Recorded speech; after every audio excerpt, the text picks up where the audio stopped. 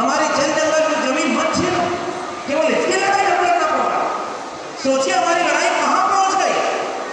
हमसे 200 साल पहले हमारे पुरखों ने जिस जल जंगल जमीन बचाने की लड़ाई लड़ी, वही लड़ाई हम आज भी नहीं लड़ पाते। पेशा कानून बना, हमारे तमाम प्रोफेसर साहब बैठे हुए हैं, तमाम लोग बैठे थे, इसकी चिंता नहीं कर रहे कि पेशा कानून एक तो लागू ही नहीं हुआ, और लागू हुआ तो एक ग्राम सभा करके जमीनों को खरीद लिया कि नहीं खरीद लिया। पिछले दरवाजे से 1000 एकड़ जमीनें खरीद ली गई। वन अधिकार कानून 2006 में बना, और अब इतने कानून बन गए कि अब न तो आपका पेशा कानून बचा और न आपका वन अधिकार कानून बचा।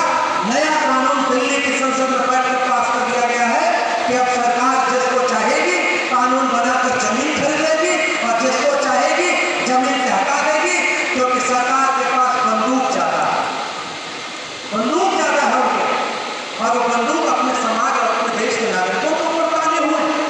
क्या इस देश का आदिवासी इस देश का नागरिक नहीं है क्या?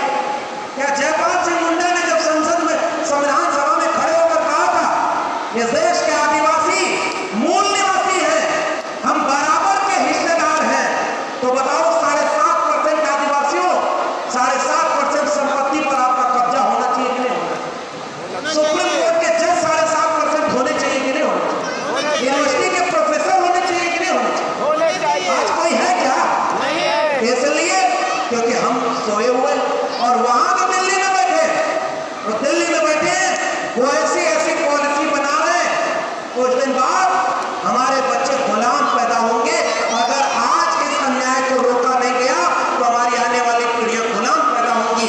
इस बात को कोई नोट कर लीजिएगा, ये बात मैं आपको कहते हैं।